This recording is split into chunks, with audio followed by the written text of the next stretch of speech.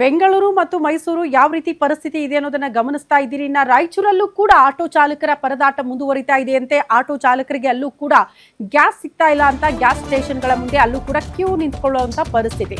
ರಾಯಚೂರಿನಲ್ಲೂ ಕೂಡ ಆಟೋಗಳಿಗೆ LPG ಸಿಗ್ತಾ ಇಲ್ಲ. ಅಲ್ಲೂ ಕೂಡ ಆಟೋ ಚಾಲಕರ ಪರದಾಟ. ಗ್ಯಾಸ್ಗಾಗಿ ಗಂಟೆಗಟ್ಟಲೆ ಆಟೋ ಚಾಲಕರು ಕಾಯ್ತಿದ್ದಾರೆ, ಆದ್ರೂ ಕೂಡ ಗ್ಯಾಸ್ ಸಿಗ್ತಿಲ್ಲ ಅನ್ನುವಂತ ಪರಿಸ್ಥಿತಿ ಇದೆ. ಗ್ಯಾಸ್ ಬಂಕ್ ಮುಂದೆ ಆಟೋ ಚಾಲಕರು ಫುಲ್ ಕ್ಯೂ ನಿಂತ್ಕೊಂಡಿದ್ದಾರಂತೆ. ಪರಿಸ್ಥಿತಿ ಹಿಂಗ್ ಮುಂದುವರಿತಾ ಇದೆ. ರಾಯಚೂರಲ್ಲಿ ಆಟೋಗಳಿಗೆ LPG ಸಿಗ್ತಾ ಇಲ್ಲ, ಅಲ್ಲೂ ಕೂಡ ಆಟೋ ಚಾಲಕರ ಕ್ಯೂ.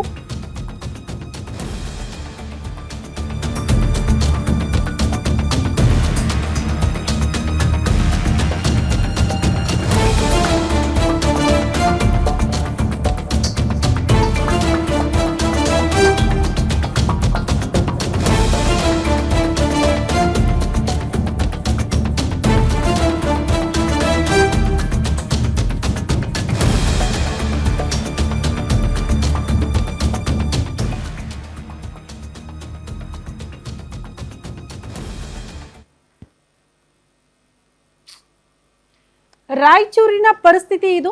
ಆಟೋಗಳು ಸಾಲುಗಟ್ಟಿ ನಿಂತಿರುವಂತಹ ದೃಶ್ಯ ಗ್ಯಾಸ್ ಸ್ಟೇಷನ್ಗಳ ಮುಂಭಾಗದಲ್ಲಿ.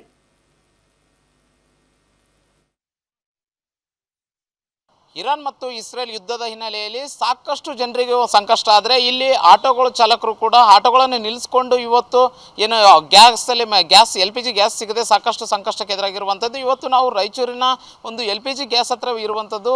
ಏನು ಇಲ್ಲಿ LPG ಗ್ಯಾಸನ್ನು ಆಟೋಗೆ ತುಂಬಿಸ್ಕೊಂಡು ಜನರ ಸರ್ವಿಸನ್ನು ಕೂಡ ಇಲ್ಲಿ ಆಟೋ ಚಾಲಕರು ಕೊಡ್ತಿದ್ರು. ಆದರೆ ಕಳೆದ 3 ದಿನಗಳಿಂದಷ್ಟೇ ಕೂಡ ಇಲ್ಲಿ ಖಾಲಿಯಾಗಿರುವಂಥ ಹಿನ್ನೆಲೆಯಲ್ಲಿ ಇಲ್ಲಿ ಏಜೆನ್ಸಿಯವರು ಕೂಡ ನೋ ಸ್ಟಾಕ್ ಬೋರ್ಡನ್ನು ಕೂಡ ಇಲ್ಲಿ ಅಳವಡಿಸಿರುವಂಥದ್ದು. ಆದರೆ ಚಾಲಕರು ಕೂಡ ಎಲ್ಲಿ ಆಟೋಗಳನ್ನು ಓಡಿಸದೆ ಕೂಡ ಈ ಏಜೆನ್ಸಿ ಮುಂದೆನೇ ಎಲ್ಲ ಆಟೋಗಳನ್ನು ಕೂಡ ನಿಲ್ಲಿಸಿರುವಂಥ ದೃಶ್ಯಗಳು ಕೂಡ ಕಾಣಬಹುದು.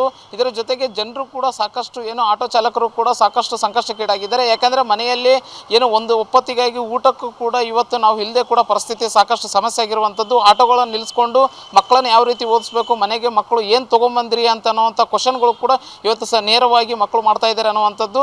ಅದರ ಜೊತೆಗೆ ನಮ್ಮ ಆಟೋ ಚಾಲಕರು ಕೂಡ ನಮ್ಮ ಜೊತೆಗೆ ಇದ್ದಾರೆ. ಅವ್ರನ್ನೇ ಒಂದೊಂದು ಮಾತಾಡಿಸೋ ಹೋಗ್ತೀನಿ.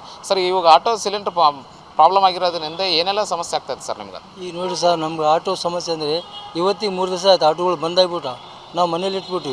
ಈಗ 5ನೇ ತಾರೀಕು ಸಾಲಿ ಚಾಲು ಆಗ್ತದೆ. ಈಗ ಮತ್ತೆ ಈ CBS ಅದೊಂದು ಚಾಲು ಆಗುತ್ತೆ. ಈಗ ನಮ್ಮ ಗ್ಯಾಸಿನ ಪ್ರಾಬ್ಲಮ್ ಇದ್ದು ಸೊಲಾಗ ಭಾಳ ಸಾಕಷ್ಟು ಕಷ್ಟ ಆಗ್ಬಿಟ್ರೆ ಮನೆಯಾಗ ನಡೆಯಂಗಿಲ್ಲ, ಜೀವನ ನಡೆಯಂಗಿಲ್ಲ ನಮಗೆ. ಈಗ ಅಂಥ ಪರಿಸ್ಥಿತಿ ನಾವು ಹಂಗಿದ್ವಿ. ಈಗ ಹೆಂಗೆ ಮಾಡ್ಬೇಕು ಅವರು? ಈಗ ಅಂತಲ್ಲಪ್ಪ ಯುದ್ಧ ಕಡಿಮೆ ಆಗುತ್ತೆ, ಗ್ಯಾಸ್ ಬರೋಂಗಿಲ್ಲ ಅಂತ ಹೇಳ್ತಾರೆ. ಅದು ಯುದ್ಧ ಮಾಡಿದ್ದು ಹೆಂಗೆ ಪ್ರಯತ್ನ ಮಾಡಬೇಕು. ಇವು ರಾಜ್ಯ ಸರ್ಕಾರ ಮತ್ತು ಕೇಂದ್ರ ಸರ್ಕಾರ ಅಂತ ನಮ್ಮಲ್ಲಿ ಇಷ್ಟ ಆಗಾದ್ರೆ ನೀವು ಭಯ ಪಡಬೇಡ್ರಿ, ನಾವು ಕೊಡ್ತೀವಿ ನಿಮ್ಗೆ ಅಂತ ಇವ್ರು ಹೇಳ್ತಾರೆ. ಯಾರು ಮಾತು ಕೇಳಬೇಕು? ನಾವು ಬಡವ್ರ ಸಾಹಿತ್ಯ ನಡಬಾರ್ದು. ನಾವು ಅದ್ರ ಬಗ್ಗೆ ಏನೋ ಚಿಂತೆ ಮಾಡ್ಬೇಕಾದ್ರೆ ಈಗ ಮಾಡಬೇಕಲ್ಲ. ಅವ್ರು ಏನು ಮಾಡಲ್ಲ ನಮ್ಮ ಬಗ್ಗೆ. ಹೌದಪ್ಪ, ಆಟೋ ಏನು ಮಾಡಬೇಕು?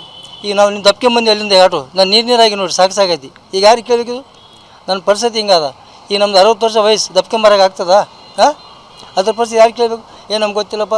ರಾಜ್ಯ ಸರ್ಕಾರ ಕೇಳಿ, ಕೇಂದ್ರ ಸರ್ಕಾರ ಕೇಳಿ, ಬರೀ ಸರ್ಕಾರಕ್ಕೆ ಕೇಳಬೇಕು. ನಾವೇನು ಮಾಡ್ಬೇಕು? ಇಲ್ಲಿ ಆಟೋ ಚಾಲಕರ ಸಮಸ್ಯೆ ಏನಂಬುದು ಬೇಡಿಕೆ ಸ್ವಲ್ಪ ಕೇಳಿ ಸರ್ಕಾರ ಗಮನಕ್ಕೆ ಕೊಟ್ಟು ನಮ್ಗೆ ಏನಂಬ ಸಹಾಯ ಮಾಡಬೇಕು ಅವರು. ಈಗ ಆಟೋಗಳು ಬಡವರದಾರ, ಕಷ್ಟಪಟ್ಟು ಏನು ಜೀವನ ಅವರಿಗೆ ಹೇಳಿ?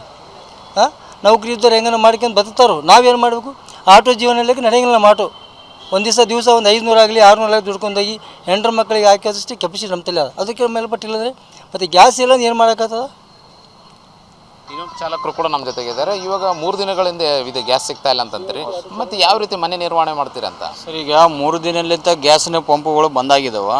ಆ 3 ದಿನಲಿಂತ ನಮ್ಮ ಪರಿಸ್ಥಿತಿ ಏನಂಬುದು ನಾವು ನೀರು ಇಳಿದ್ಬಿಟ್ಟು ನಮ್ಮ ಚಿಕ್ಕ ಕಾಣಿಸಕತ್ತದ. ಯಾಕಂತಂದರೆ ಆ ಗ್ಯಾಸ್ ಬರ್ಲಾರ ಪ್ರಾಬ್ಲಮ್ ಸಲುವಾಗ ನಮಗೆ ಆಟೋಗಳು ನಡ್ಸೋಕ್ಕೆ ಕೈಲಾಗಲ್ಲಾರಂಗೆ ಆಗ್ಬಿಟ್ಟದ ನಮಗೀಗ.